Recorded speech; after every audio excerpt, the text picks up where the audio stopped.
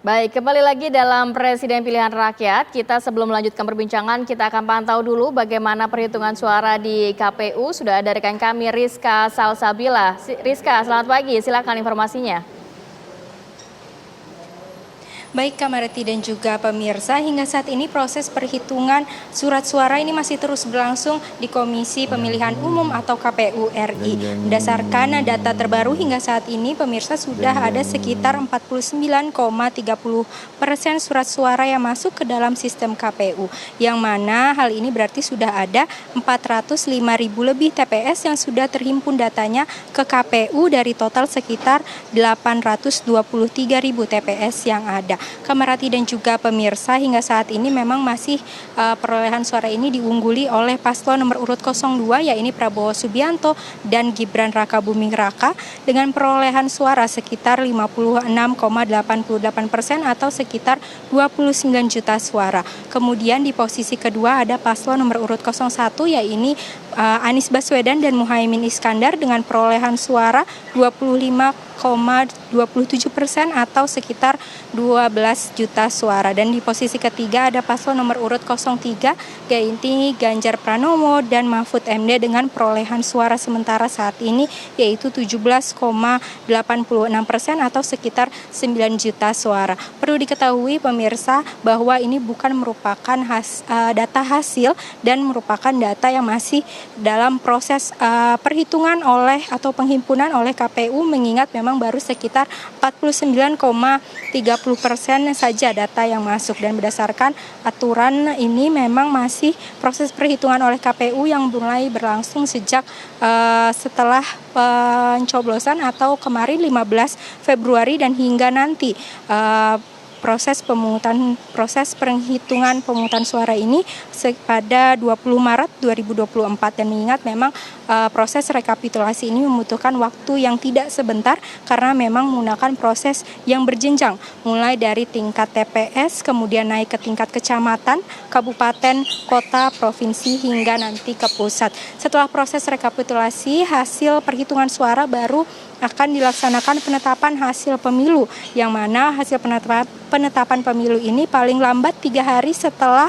proses suara atau perolehan surat pemberitahuan atau keputusan dari Mahkamah Konstitusi. Selain itu, baik dari pihak KPU maupun Bawaslu ini juga telah mengklarifikasi bahwa sistem atau website perhitungan memang bisa error karena cara perhitungannya para tugas KPPS mendokumentasikan formulir C1 plano atau formulir hasil perhitungan suara di TPS, kemudian foto tersebut diunggah ke website Sirekap oleh petugas KPPS, yang kemudian data dari foto tersebut dikonferensi oleh website Sirekap dan data tersebut dikonferensi oleh website bukan oleh petugas KPU, sehingga adanya kemungkinan error atau salah baca data. Namun KPU hingga saat ini masih mengupayakan membenahi data-data salah tulis tersebut.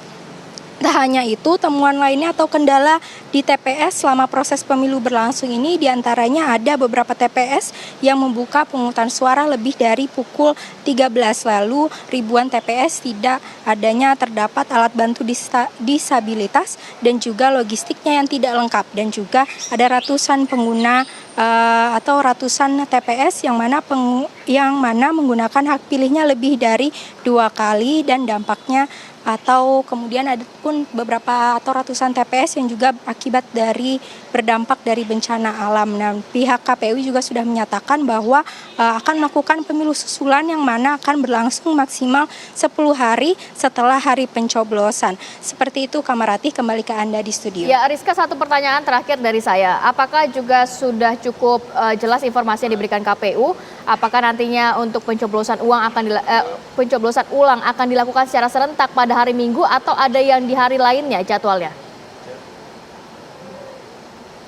Ya, Kamarati dan juga pemirsa, hingga saat ini berdasarkan informasi yang kami dapat di lapangan memang pihak KPU ini baru memberitahukan bahwa maksimal akan berlangsung 10 hari setelah pencoblosan. Untuk selebihnya belum ada informasi lebih lanjut. Seperti itu, Kamarati. Baik, terima kasih banyak Rizka Salsabila melaporkan langsung dari gedung KPU Jakarta. Saya menyambung lagi ke Bang Hensa, tadi juga mengatakan bahwa Bang Hensat saja mempertanyakan, ini sebenarnya dukungan dari Pak Jokowi ini ke Gibran kah atau ke Prabowo Subianto? Memangnya implikasinya akan seperti apa kalau nanti Anda sudah menemukan jawabannya?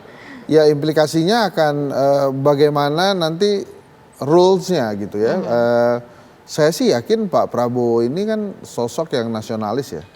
Dan dia akan independen gitu, tergantung dengan kepentingan negara gitu. Jadi bukan kepentingan pelanjutnya. Kan nanti dia presidennya, ada Pak Jokowi kan mantan presidennya gitu.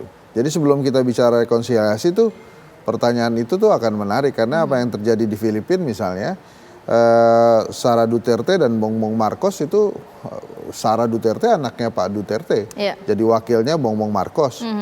Itu awal-awal sih kelihatan kompak juga, joget juga bareng-bareng gitu. Tapi kan sekarang setelah beberapa tahun pemerintahan, kita baca juga berbagai hal yang terjadi karena ego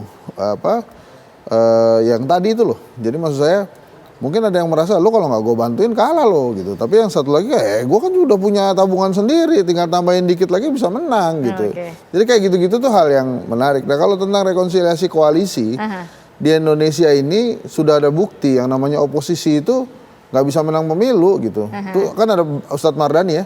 Ustadz Mardani kan PKS kan kurang oposisi apa tuh, berada di luar pemerintahan, kemudian mengkritisi pemerintahan. Tapi kalau dari Anda, menurut Anda PKS nantinya bakal masuk pemerintahan nggak? Mungkin atau mungkin tetap akan berpuasa kurang lebih 5 tahun lagi ke depan? Nah itu nanti tanya Ustadz Mardani. Tapi menurut saya pelajaran yang diambil itu adalah sudah oposisi 10 tahun, tapi angkanya masih sama elektabilitasnya kan antara 8-9% aja. Mungkin pemilu ini paling tinggi gitu ya karena dapat kotel efek dari Anies Baswedan. Tapi diajarkan sudah PKS, Partai Demokrat juga kan tidak berhasil juga meningkatkan elektabilitas gitu. Jadi artinya berada di luar pemerintahan itu baik seperti PDI Perjuangan. Tapi pada saat Anda di luar pemerintahan, konsolidasi partai itu juga mesti kuat. Akar rumput juga mesti diperkuat. Kan ini pertanyaan bagus tuh. Itu bisa ditanyakan ke Ustadz Mardani. Gimana rasanya setelah 10 tahun berada di luar pemerintahan atau sebutannya misalnya oposisi gitu ya. Kok elektabilitas partai nggak naik-naik, nah ini bakal gabung nggak gitu. Saya langsung tanyakan ke Bang Mardani. Bang Mardani, akankah nantinya kalau dari 02 kan pasti juga membuka ruang untuk siapapun yang nantinya akan mau rekonsiliasi bergabung dalam kabinet. Tapi kalau dari PKS sendiri, kita tahu PKS 2014, 2019 ini mendukung Prabowo Subianto. Nampaknya juga lebih cair lah kalau misalnya mau masuk ke dalam atau tetap memilih untuk berpuasa 5 tahun ke depan. Yang pertama tentu kita tunggu keputusan KPU.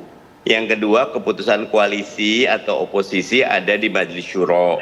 Dan Majelis Syuro akan membuat keputusan dengan sangat hati-hati, dengan sangat seksama. Tapi yang ketiga PKS itu partai Islam. Dan partai Islam itu dasarnya adalah akhlak. Dasarnya kesesuaian kata dengan perbuatan. Jadi buat PKS menjadi oposisi juga bagian dari perjuangan, menjadi oposisi juga bagian dari menjaga demokrasi, menjadi oposisi juga bagian dari kontribusi membangun negeri, begitu. Jadi ini masih belum tahu ya bagaimana ya, karena juga mungkin masih menunggu hasil keputusan KPU dan nanti baru mempertimbangkan apakah juga masuk ke dalam kabinet atau enggak ya. Iya betul, karena mudah kok buat PKS, mudah untuk menjadi oposisi. Karena buat PKS kader-kader itu bukan mendekat kepada partai karena ada benefit, tapi kader-kader memang mendukung partai karena memang ini jalan perjuangan. Jadi buat PKS di koalisi atau di oposisi sama, yang penting adalah bagaimana nilai-nilai itu bisa dijalankan. Dan menjadi oposisi juga tidak merendahkan, justru menjadi bagian utama dari penjaga demokrasi. Oke, dua-duanya sama-sama mulia. Saya mau ke Bang Andre. Bang Andre, kalau melihat tadi juga ada kekhawatiran dari Bang Henry Satrio. Ini nantinya implikasinya sebenarnya dukungan dari Joko Widodo ini ke Prabowo atau ke Gibran ini khawatirnya akan seperti kejadian di Filipina. Mungkin Bang Andre boleh tanggapi, dan saya juga mau nanya, sudahkah ada ruang komunikasi yang dibuka juga untuk partai-partai di luar dari kubu 02, Bang?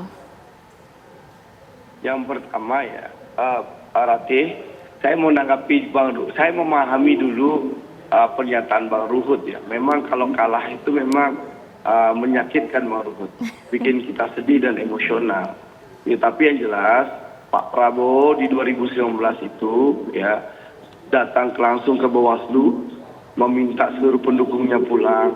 Itu yang pertama. Yang kedua, beliau juga menghimbau kepada seluruh pendukung beliau mengikuti proses di Mahkamah Konstitusi itu hanya cukup di rumah menonton langsung di siaran langsung.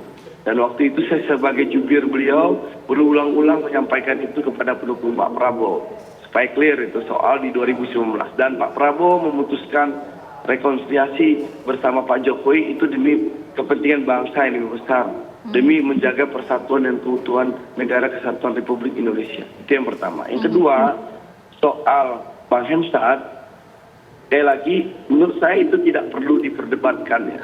Sekali lagi Pak Prabowo dan Mas Gibran adalah di tunggal yang akan dan insya Allah akan memimpin Indonesia di 2024-2029. Berikan kesempatan nanti setelah putusan KPU diumumkan, lalu nanti beliau berdua dilantik di 20 Oktober 2024 untuk bekerja memenuhi janji-janji kampanye beliau. Dan kita doakan ya, dan kita dukung bersama-sama beliau berdua mampu dan bisa melaksanakan janji-janji beliau berdua dan juga mampu dan bisa menjadi pemimpin seluruh rakyat Indonesia, menjadi pemimpin seluruh tumpah darah Indonesia, baik yang mendukung beliau maupun yang tidak mendukung beliau. Itu yang penting kita kedepankan, bukan kita membangun asumsi-asumsi liar yang tidak perlu kita pikirkan gitu loh. Karena sekali lagi Pak Prabowo dan Mas Gibran adalah satu kesatuan yang punya komitmen yang sama bersama-sama untuk membangun bangsa dan negara Indonesia yang kita cintai ini. Begitu, Rati. Oke. Bang Ruhut, tanggapannya tadi dikatakan juga sebenarnya pihak Prabowo Subianto juga pernah juga merasakan di posisi seperti itu. Kemudian rekonsiliasi ini nantinya juga akan dilakukan juga untuk kebaikan bangsa kok. Iya, kan Andre kan jelas kita udah lihat kan, dia juga pernah di posisi seperti kami sekarang. Tapi kan terjadi seperti yang saya katakan di MK, ya dia katakan dia anulir, oh enggak, akhirnya di MK baik-baik saja, enggak kejadian itu nabrak pagar dan lain sebagainya, korban bagaimana di air mancur di dekat BI, udah itu kantor Bawaslu gimana itu, dibakar dihabisin kan, berapa banyak korban, udahlah ya, rekam jejak sejarah itu, rekam jejak digital itu nggak bisa dihilangkan. Tapi kalau dikatakan Prabowo negarawan ya itu yang kita harapkan kan begitu.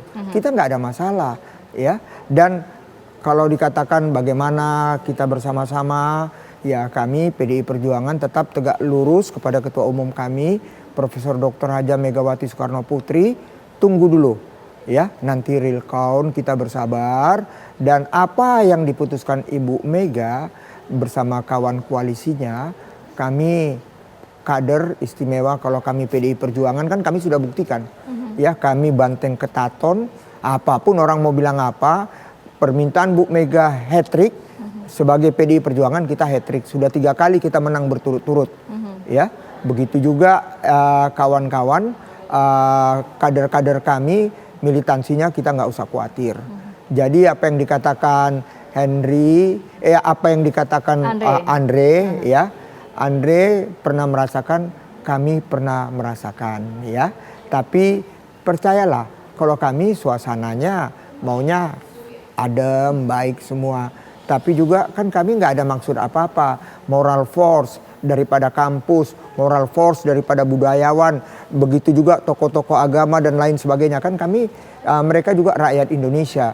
Karena itu bagaimana segeralah jemput bola, rebut, menangkan hati mereka. Kalau kami PDI Perjuangan nggak usah khawatir, kami patuh tegak lurus kepada Ketua Umum kami, Ibu Profesor Dr. Haja Megawati Soekarno Putri. Tapi kalau ada ajakan dari 02 gimana Bang? Kan kita tahu kayaknya komunikasi antara Bu Mega dan juga Pak Prabowo ini tidak sulit juga. Pernah ada Mega Pro begitu kan saat maju dalam pemilihan presiden. Nantinya akan lebih cair juga atau gimana? Oh iya, kalau kami kader di bawah, kami patuh aja sama Ibu Mega apa yang beliau lakukan. Tapi melihat kejadian ini istimewa Pak Joko Widodo, tegas kami katakan, Pak Joko Widodo, bagaimana ya tangan dingin kenegarawanan Bu Mega, 2 periode Bupati Solo, gubernur, DKI, presiden 2 periode selama 9 tahun, ya Pak Jokowi lah, ya. Bagaimana datang, sungkem atau apa, insya Allah diterima. Kan itu aja kalau saya. Saya mau tanya ke Bang Ruto. Boleh, silakan. Bang, itu kan pernah ada desas-desus ya, desas-desus nih. Bahwa Pak Jokowi akan jadi ketua umum Gerindra. Kalau misalnya desas-desus itu kejadian tuh gimana PDI Perjuangan? Tapi tahan dulu ya Bang, kita akan jawab ya sesaat lagi. Tetap bersama kami di Presiden Pilihan Rakyat. Boleh.